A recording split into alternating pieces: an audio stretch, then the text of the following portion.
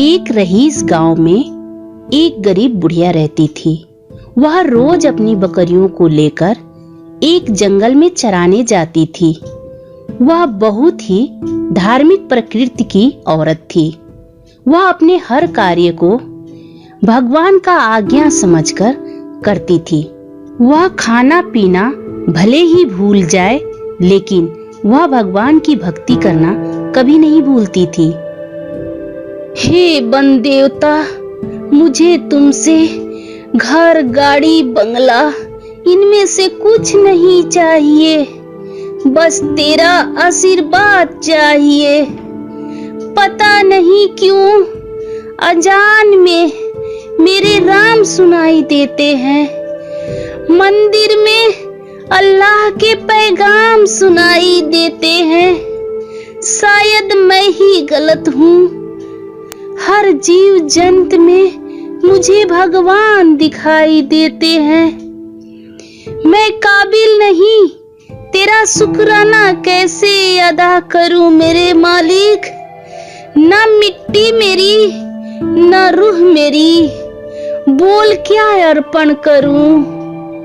हे one देवता, आंखों में शर्म इतना देना कि बुजुर्गों का सम्मान रख पाए। सांस इस पिंजरे में इतना हो कि बस नेक काम कर पाए।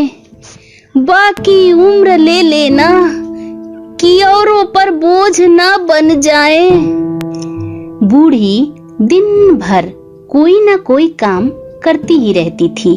अब उसे दिन पे दिन कम दिखने लगा था। पूरी तरह से उसकी आंखें खराब तो नहीं हुई थी, लेकिन कम दिखता था। उस बूढ़ी औरत को एक बेटा और एक बहू थी। यही एक छोटा सा परिवार था उसका। बेटे को कोई संतान नहीं था। वे लोग बहुत गरीब थे। वे लोग दिन में 3 बार भोजन भी नहीं जुटा पाते थे। वे लोग अपना बहुत कठिन समय बिता रहे थे। बूढ़ी ऊपर वाले पर बहुत विश्वास करती थी। वह रोज प्रार्थना करती थी। एक दिन उस बूढ़ी के सामने एक देवता प्रकट हुए। वह देवता उस बूढ़ी की एक ख्वाहिश पूरी करना चाहते थे। देवता ने बूढ़ी से कहा, मैं तुम्हारा एक ख्वाहिश पूरा करना चाहता हूँ। बोलो तुम क्या चाहती हो। लेकिन याद रखना, तुम्हारी सिर्फ एक ही ख्वाहिश पूरी कर सकता हूँ। बूढ़ी देवता की ख्वाहिश पूरी करने की बात से आश्चर्यचकित हो गई। वह देवता से कुछ दिनों का समय मांगा और घर आकर अपने बेटे को सब बात बताई। बेटे ने कहा, माँ, तुम मेरे लिए वन देवता से एक संतान मांगो। उसके बाद बूढ़ी अपने पड़ोसियों के पास सलाह मांगने गई। पड़ोसी ने कहा, तुम अपने बेटे के लिए संतान मांगकर क्या करोगी?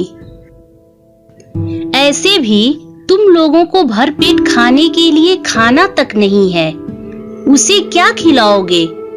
और भी तुम्हारे दिन दुख से व्यतीत होने लगेंगे। तुम देवता से धन दौलत रुपया पैसा मांगो, तुम्हारा परिवार सुखी हो जाएगा। अपनी पड़ोसन की बात सुनकर बूढ़ी औरत बहुत ही ज्यादा कंफ्यूज हो गई। तब बूढ़ी औरत सोचने लगी, मैं संपत्ति मांगू या अपने बेटे के लिए संतान? लेकिन मैं ये सब तो नहीं देख पाऊंगी, क्योंकि दिन पे दिन मैं अंधी होती जा रही हूँ। आखिर में बूढ़ी ने एक फैसला लिया।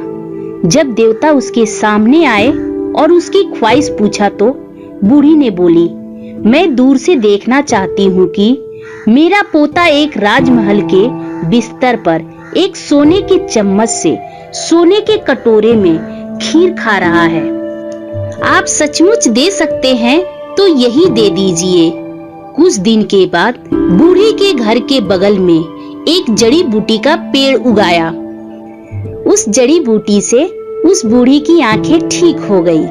यह बात पूरे राज्य में फैल गई। फिर सब लोग उस बूढ़ी से वह जड़ी बूटी खरीदने के लिए आने लगे। बाकी जड़ी बूटियों को बेचकर बूढ़ी अमीर होने लगी। उसके पूरे परिवार को भरपेट भोजन मिलने लगा और देखते ही देखते बूढ़ी का एक राजमहल भी बन गया। उस जड़ी बूटियों को खाकर उस बूढ़ी को एक पोता भी हुआ। फिर बूढ़ी जहां पर प्रार्थना करती थी वहां गई और फिर उसी वन देवता की प्रार्थना की। तब वह दूर से देखने लगी।